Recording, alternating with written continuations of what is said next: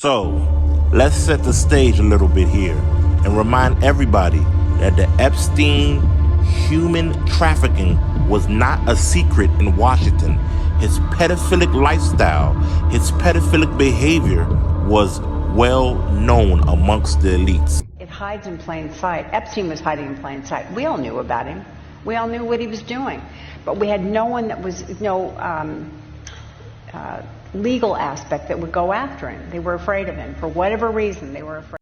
So even after it became public knowledge of Jeffrey Epstein's pedophilic and human trafficking past, after his first case, these bank officials, university officials, and government officials still lobby services from a known pedophilic human trafficker. There was a time the Attorney General in the Virgin Islands submitted a lawsuit against J.P. Morgan and Jeffrey Epstein.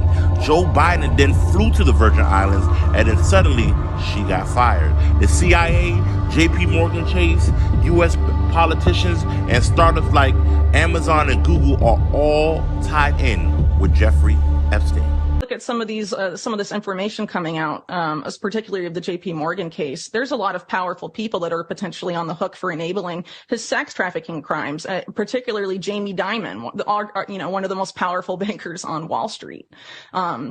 So, I mean, that's hugely significant in and of itself. And again, some of the other people that have been subpoenaed as part of that case, the two co-founders of Google, Sergey Brin and Larry Page. And apparently Larry Page is so concerned about being served papers in this court case that he can't even be found.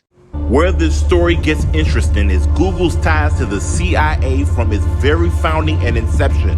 The CIA and the NSA were bankrolling Stanford PhD student Sergey Brin's research work that would later produce Google. Its collaborations for mass surveillance and the fact the New Albany company, which was incorporated by Jeffrey Epstein, owns the land for which major data centers like Google, Amazon, and Facebook sit on. This man right here, Larry Page, is now missing. According to the Daily Mail, the co-founder of Google has not been found since authorities have tried to subpoena him in regards to the Jeffrey Epstein investigation.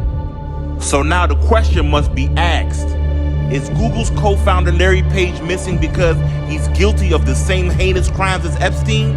Or is he missing because, like Epstein, he knows too much criminal information about very powerful